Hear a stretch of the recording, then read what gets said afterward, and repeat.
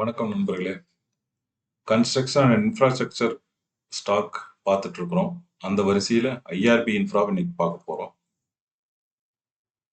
இந்த வீடியோவில் fundamental analysis, technical analysis, relative valuation, financial ratio analysis, industry price comparison, intrinsic value and implied market price estimation and 5 years price history, median பிஇயோட current பிஇயை compare பண்ணி பார்த்துருவோம். இந்த எல்லா டீட்டெயிலும் விரிவாக பார்த்துருவோம். வாங்க வீடியோக்குள்ளே போவோம். கடைசி வரை ஸ்கிப் பண்ணாம பாருங்க. Market cap 25,155 crore, face value ₹1, dividend yield 0.74%, 52 week high ₹54, 52 week ஹையிலிருந்து 24% டவுன்ல ட்ரேட் ஆயிட்டு இருக்கு.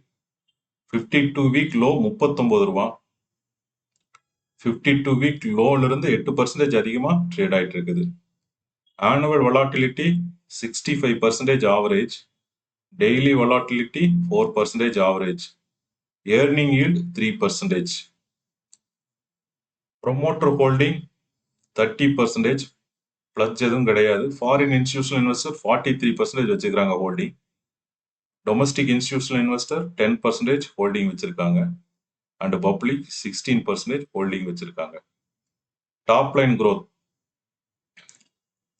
line growth பொறுத்தளவுக்கு last 5 years 2% average, 3 years 9% and last 2 years 9%.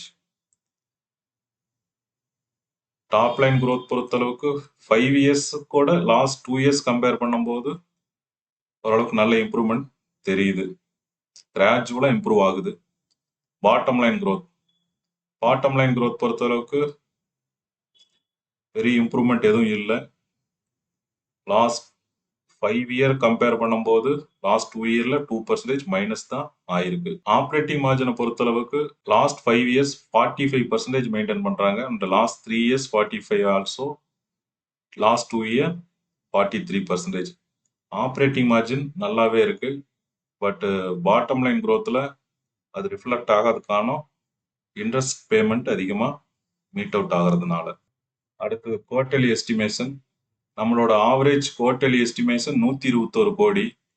Last Q3ல அவங்க கொடுத்த ரிசல்ட் 211 கோடி. நம்ம எஸ்டிமேட்டை விட 43% அதிகமாக ரிசல்ட் கொடுத்துருக்காங்க. ரிலேட்டிவ் வேல்யூவேஷன் பொறுத்தளவுக்கு ஐஆர்பி இன்ஃப்ராவோட L and T, KNR, RVNL and NBCC இந்த 4 கம்பெனியும் கம்பேரிசனுக்கு எடுத்திருக்கோம்.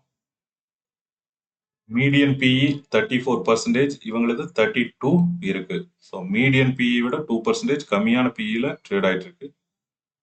பிரைஸ் டு புக் மீடியன் 5, இவங்களது 1.26 தான் இருக்கு.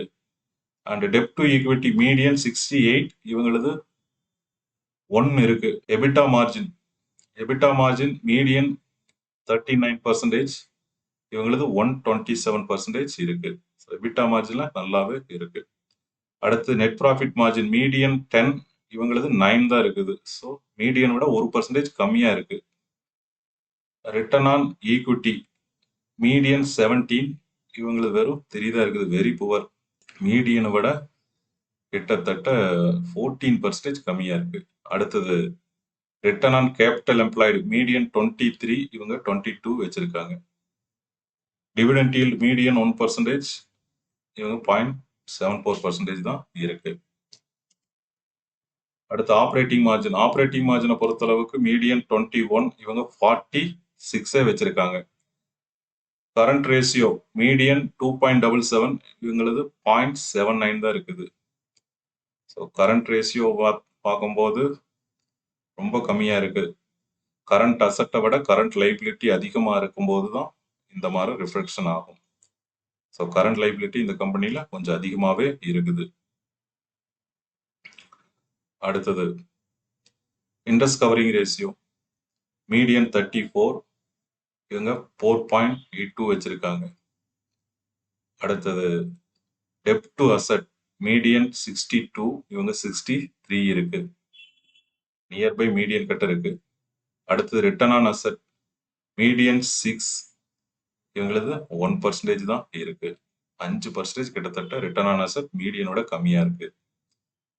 Price to sales 2x median இவங்களது 3xல ட்ரேட் ஆயிட்டு இருக்கு.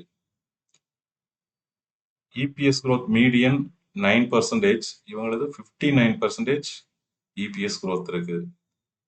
ஸோ மீடியன் விட 50% அதிகமான EPS growth இருக்கு. டெக்னிக்கல் அனாலிசிஸ் பார்த்துருவோம். Last 5 years weekly chart high 78 ரூபா, மே 2024 வந்த ஹை, லோ 10 ரூபா, இது வந்து ஏப்ரல் 2021 வந்த லோ. இப்போ பிரைஸ் 42 ரூபா கிட்ட ட்ரேட் ஆயிட்டு இருக்குது. ஹைக்கும் இல்லாம லோவுக்கு இல்லாம மிடில் ட்ரேட் ஆயிட்டு இருக்கு. பிரைஸ் ஆக்ஷன் பிரகாரம் லோயர் லோ பண்ணிட்டு வந்துட்டு இருக்கு. இதே லாஸ்ட் 1 இயர் பார்த்துருவோம். லாஸ்ட் 1 இயர் பொறுத்தளவுக்கு ஹை 54 ஜூன் 2025 வந்த ஹை, லோ 38 ரூபா, ஜனவரி 2026 வந்த லோ. கிட்டத்தட்ட லோ பக்கம் தான் இப்போ ட்ரேட் ஆயிட்டு இருக்குது 42 ரூபாய்ங்கிறது. இண்டஸ்ட்ரி பிரைஸ் கம்பேரிசன் பார்த்துருவோம். Last 5 years price comparison. IRB last 5 இயர்ல பிளஸ் 281% இருக்கு.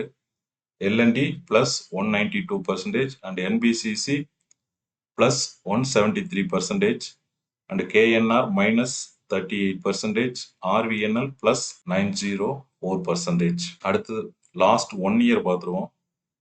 லாஸ்ட் 1 இயர் பொறுத்தளவுக்கு பிரைஸ் கம்பேரிசன்ல IRB minus 10%, RVNL minus 10%, NBCC plus 22%, LND plus 33%, KNR minus 40%. Ratio analysis பார்த்துருவோம். ரேஷியோ அனாலிசிஸ் பொறுத்தளவுக்கு EBITDA margin and interest covering ratio, price to book, இந்த 3 தவிர மற்றது எல்லாமே நெகட்டிவ்ல இருக்கு.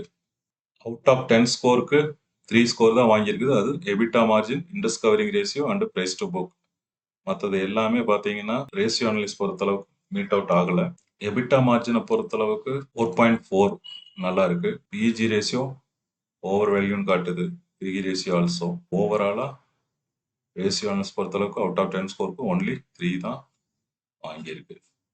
லாஸ்ட் 5 இயர்ஸ் பார்த்துருவோம். Price history high 77, low 10, average 44. So average கூட current market price compare பண்ணும்போது 5% ஆவரேஜ் விட கரண்ட் மார்க்கெட் பிரைஸ் கம்மியாக ட்ரேட் ஆயிட்டு இருக்கு. Next IV and IMP. Intrinsic value 215, implied market price 35. இது ரெண்டையும் கூட்டி ஆவரேஜ் பண்ணும்போது நம்மளுக்கு கிடைக்கக்கூடிய ஆவரேஜ் ஐவி அண்ட் ஐஎம்பி 125 ரூபா. 125 ரூபாயிலேருந்து 9% மார்ஜின் ஆஃப் சேஃப்டி கழிக்கும் போது நம்மளுக்கு கிடைக்கக்கூடிய பையிங் பிரைஸ் 114. பையிங் பிரைஸோட கரண்ட் மார்க்கெட் பிரைஸ் கம்பேர் பண்ணும்போது பையிங் பிரைஸ் விட கரண்ட் மார்க்கெட் பிரைஸ் 64% மைனஸ்ல ட்ரேட் ஆயிட்டு இருக்குது. அதனால இங்க கேட்டகரைஸ் ஆனது அன்அட்ராக்டிவ்னு கேட்டகரைஸ் ஆயிருக்குது. இந்த ஸ்டாக்கை வந்து இன்ட்ரென்சிக் வேல்யூ விட கம்மியா ட்ரேட் ஆயிட்டு இருக்கிறதுனால கன்சிடர் பண்றதுக்கு வாய்ப்பு இருக்கான்னு நீங்க யோசிக்கலாம். But return on equity only 3% தான் இருக்கு. அதே சமயம் ரிட்டர்ன் ஆன் அசட்டும் இவங்க இம்ப்ரூவ் பண்ணணும். Return on asset banking company மாதிரி வெறும் 1% தான் இருக்கு. Next EPS growth. Last 5 years average EPS 0.80, current EPS 1.27. So average விட அதிகமாக கரண்ட் EPS இருக்கிறதுனால 59% EPS நல்லா தான் இருக்கு. அடுத்தது PE growth பார்த்துருவோம். PE growth பொறுத்தளவுக்கு average PE growth last 5 year 44.14, current PE 31.6. Average PE விட கரண்ட் PE கம்மியா இருக்கு. 28% கம்மியா ட்ரேட் ஆயிட்டு இருக்கு.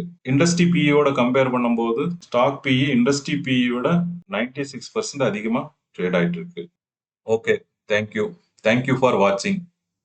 உங்களுக்கு ஏதாவது சந்தேகம் இருந்தா கமெண்ட்ல தெரிவிங்க, நான் ரிப்ளை பண்றேன்.